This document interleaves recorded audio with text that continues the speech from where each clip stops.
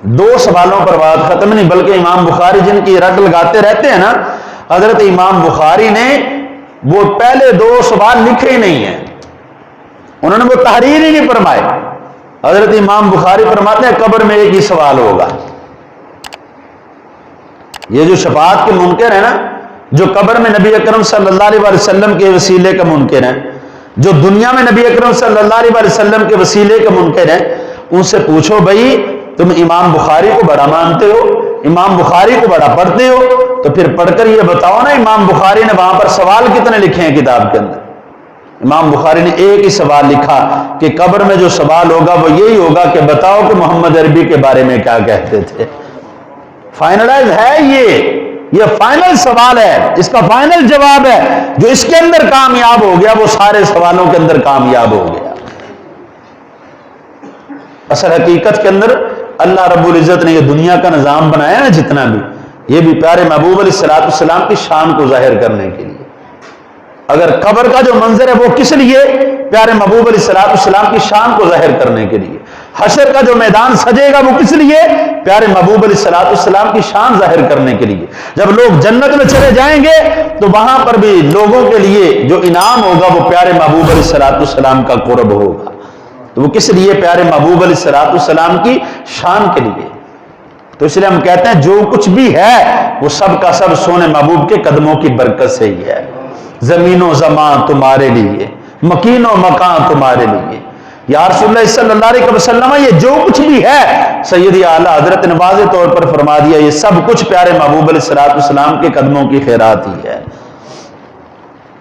حضرت کعب بن مالک رضی اللہ تعالیٰ عنہ اس حدیث پاک پر روایت فرماتے ہیں کہ آقا علیہ الصلوۃ والسلام نے ارشاد فرمایا کہ بروز قیامت لوگ اٹھائے جائیں گے، بس میں اور میری امت ایک ٹیلے پر کھڑے ہوں گے، ایک اونچی جگہ پر ہوں گے، اللہ تعالیٰ عز و جل مجھ کو سبز رنگ کا جوڑا عطا فرمائے گا، میں اس جوڑے کو پہنے ہوئے ہوں گا، پھر مجھے اذن شفاعت دیا جائے گا، مجھے شفاعت کی اجازت دی جائے گی، تو جو خدا چاہے گا کہوں گا۔ فرمایا کل قیامت کے دن مجھے شفاعت کا مقام بھی نصیب ہوگا، مجھے بولنے کی اجازت بھی ہوگی، مجھے سفارش کرنے کی اجازت بھی ہوگی، اور کل قیامت کے دن میں جس کو چاہوں گا اللہ رب العزت کی اجازت سے جنت کے اندر داخل کر دوں گا۔ فرمایا میرے پیارے صحابہ یہی حقیقت کے اندر مقام محمود ہے، یہی مقام محمود ہے۔ اور یہ آقا علیہ الصلوۃ والسلام خود اس کو بیان فرمائے، مسند امام احمد کے اندر جلد نمبر 3 اور صفحہ نمبر 456 پر یہ حدیث پاک موجود ہے۔ پھر آگے حضرت سیدنا عبداللہ بن عمر رضی اللہ تعالیٰ عنہ روایت فرماتے ہیں، فرمایا کہ حضور نبی اکرم صلی اللہ علیہ وسلم کی یہ جو حدیث ہے نا، اس کو حدیث شفاعت کہا جاتا ہے۔ فرمایا حضور علیہ الصلوۃ والسلام چلیں گے یہاں تک کہ جنت کے دروازے پر، جنت کا جو دروازہ ہے اس کا حلقہ پکڑ لیں گے۔ حلقہ کیا؟ اس کی زنجیریں پکڑیں گے۔ تو آقا علیہ الصلوۃ والسلام جنت کے دروازے کا حلقہ پکڑ لیں گے، بس اس دن اللہ تعالیٰ آپ کو وہ مقام محمود عطا فرمائے گا جس کا اللہ تعالیٰ نے آپ سے وعدہ فرمایا ہے۔ گویا کہ جنت کی زنجیر پکڑنا، جنت کا حلقہ پکڑنا کس لیے تھا؟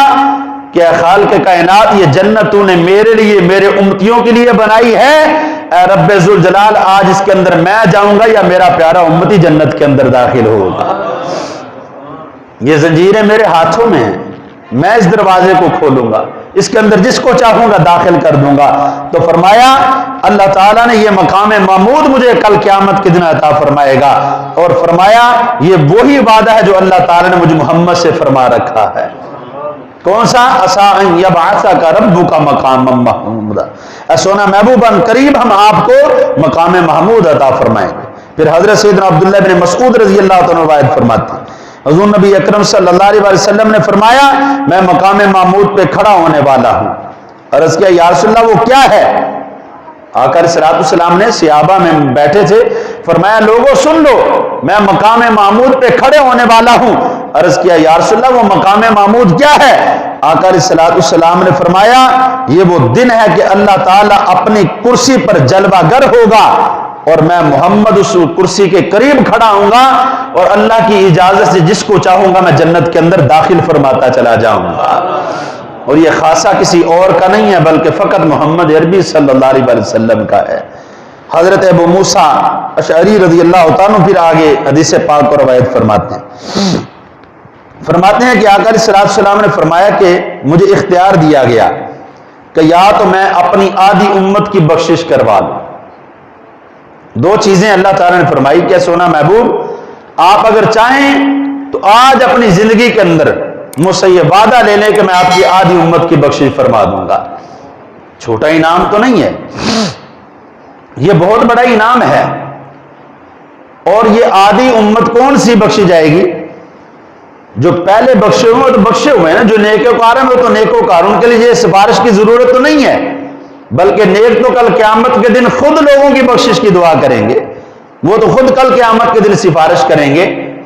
اس طرف اگر جاؤں گا تو پھر الگ سے ایک موضوع بنے گا، میں ادھر نہیں جانا چاہتا۔ نیک لوگوں کو سفارش کی ضرورت نہیں ہوگی، نیک لوگوں کو شفاعت کی ضرورت نہیں ہوگی، شفاعت کی ضرورت گناہگاروں کو ہوگی، سفارش کی ضرورت گناہگاروں کو ہوگی، سفارش کی ضرورت ان کو ہوگی جو اپنے بدعمالیوں کی وجہ سے دوزخ کے اندر چلے جائیں گے۔